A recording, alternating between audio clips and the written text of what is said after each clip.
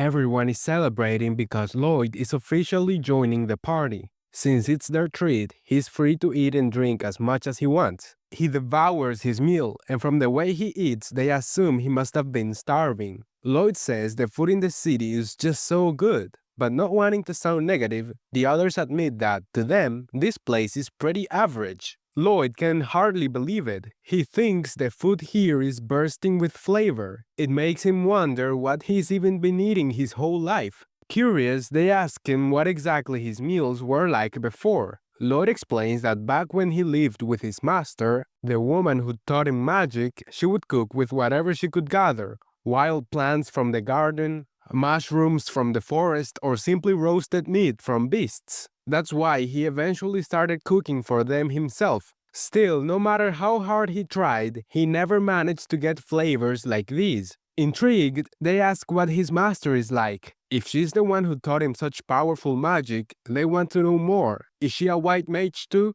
Lloyd replies that, if anything, she was more combat-oriented. Explosions often went off when she was experimenting with magic. She's far more incredible than he is. One of the girls says she would love to study under her if she ever gets the chance, but Lloyd doesn't recommend it. Training under her is the one thing you should avoid. Still, he admits his master could be kind at times too. That's enough small talk though. Now they need to focus on their strategy meeting. But first, they have to explain the quest to Lloyd, otherwise he will be completely lost. Yui insists she's bad at explaining things, so Daggers should do it. Daggers complains a little. After all, she's technically the leader, so Yui should step up, but he gives in. This time the mission is to defeat a pack of monsters that have been destroying farmland. For some time now, they have been appearing out of nowhere and trampling crops. Lloyd notices he said monsters, plural. It isn't a single species, but several different kinds working together. He has never heard of monsters forming a pack across species.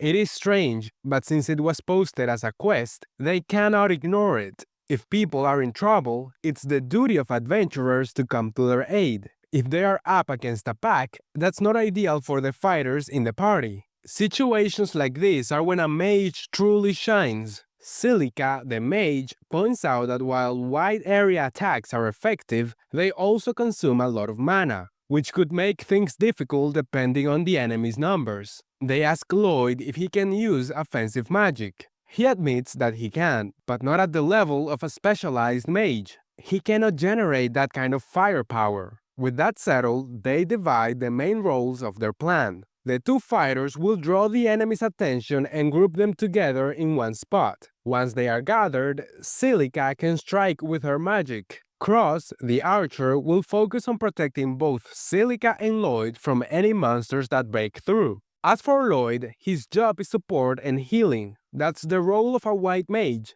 The finer details they will figure out on the battlefield, since the quest information doesn't provide everything. Lloyd, as usual, shows his low self-esteem, asking them not to set their expectations too high. They encourage him to be more confident, but he reminds them that he was expelled from the hero's party for being too weak. They respond that they actually prefer people like him over those who get arrogant just because they're strong. That wraps up the meeting. When everyone starts to leave, Lloyd heads in the opposite direction. The truth is, he cannot stay at the inn. He cannot afford it. Daggers notices and gives him some money. Lloyd doesn't want to take it, but Daggers insists he shouldn't worry. It's not a gift. He will simply deduct it from Lloyd's share of the reward for this quest. Grateful, Lloyd promises to work hard and repay him. The next morning, Yui is the last to arrive, and she's surprised to see no one carrying any luggage.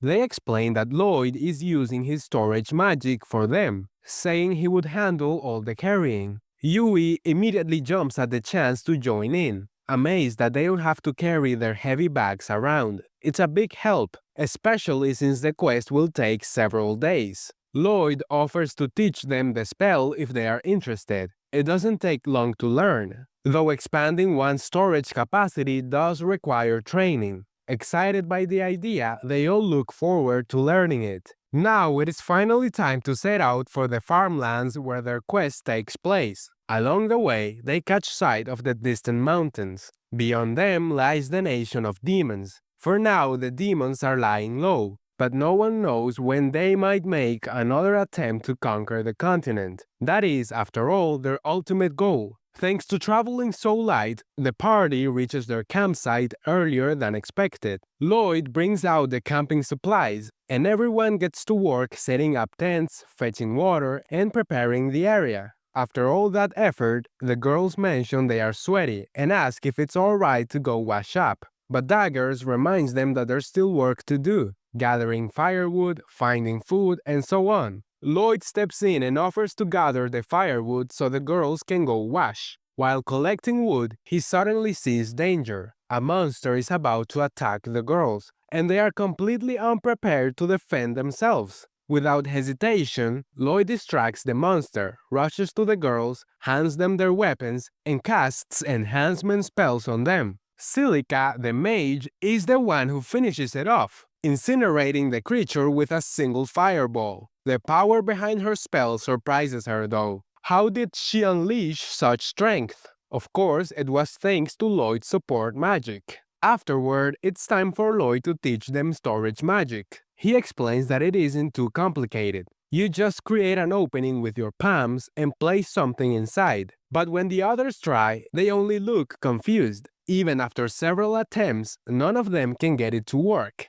That's when Silica has an idea. Since they are not like Lloyd, maybe they should use incantations. She chants the word storage, and it works. Finally, with this approach, everyone is able to succeed as well. That night, Yui and Lloyd take the first watch together. Yui uses the quiet moment to thank him for joining their party. Then curious, he asks why she's so determined to complete this quest. Yui explains that it reminds her of her hometown. When she was a child, her village was attacked by monsters, and she was the only one who survived. Because of that, she couldn't just sit back when she heard about this pack of monsters threatening others. Just then, Lloyd senses something. He quickly tells Yui to wake the others. Soon, a large herd of monsters appears. At first, they cannot tell where the creatures are headed, but the moment the monsters notice them, they charge. In an instant, the group is surrounded. Lloyd steps forward, saying he will hold the creatures in place so the others can finish them off. With everyone's combined effort, the party manages to defeat the entire swarm. During the battle, Lloyd took command and gave out all the orders. Afterward, he apologizes, but the others reassure him. Far from being a problem, he was a huge help. They admit he's truly suited for the role and tell him they will be relying on him from now on. Their safety is in his hands.